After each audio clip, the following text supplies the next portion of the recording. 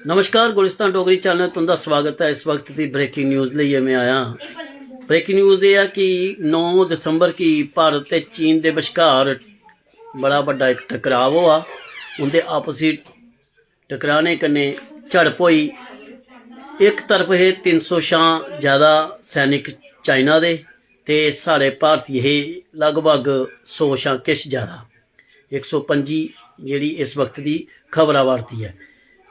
ते भारतीय सैनिकें ने उन्हें मुंह तोड़ जवाब दिता ते ओ सब कुछ छोड़िए इथों नठी गए।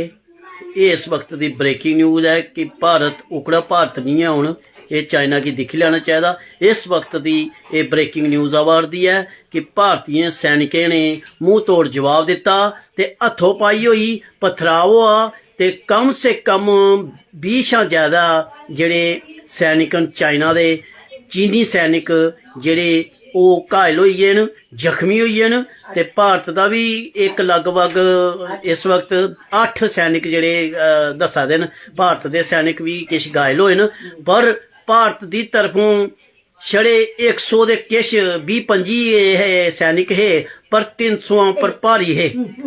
300 पर भारी है ते उन्हें मुंह तोड़ जवाब दिता। इस वक्त की ब्रेकिंग न्यूज़ है जी। मैं सबर दोबारा सारी कोशिश होंगी है गुलिस्तान डोगरी चैनल के माध्यम कन्नै ये खबर तुसेंगी दसगे ते अज लोकें दसीता यानी कि पूरे हिंदुस्तान का जरा एक होना ये चाइना की पता लगी है कि भारत हूँ उकड़ा भारत 1962 वाला भारत नहीं है, 1960 वाला भारत नहीं है, ये 1971 वाला भारत जड़ा कि मुँह तोड़ जवाब दिंदा है।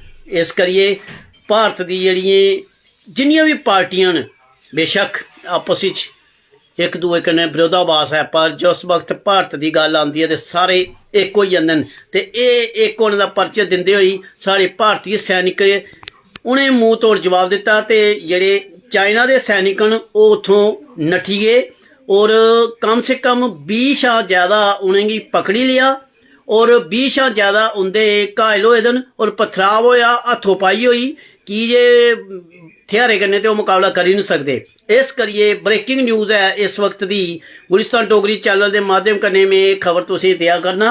9 दिसंबर की राती की यह गल है जिस वक्त चाइना ने गश्त के दौरान भारतीय सैनिकों पर हमला करने की कोशिश की है। उन्हें समझा निहत्थे न, पर भारतीय सैनिक एक एक जड़ा 5-5 उपर भारी हा, यानी कि एक तरफ चाइना के जड़े 300 है ते साढ़े है 100 शां किश ज़्यादा। ते इस करिए भारतीय सैनिक अपने पूरे लक्ष्य कन्नै मुकाबला किया। ते इस वक्त की यह ब्रेकिंग न्यूज़ है कि चाइना ने भी अपनी औकात दसी ते भारतीय सैनिकों ने मुँह तोड़ जवाब दिता। जेकर कोई और अपडेट होंदी है तो अस वो भी तुंदे कन्नै शेयर करने। बने रहो गुलिस्तान डोगरी चैनल कन्नै। जय डुग्गर, जय डोगरी, जय भारत।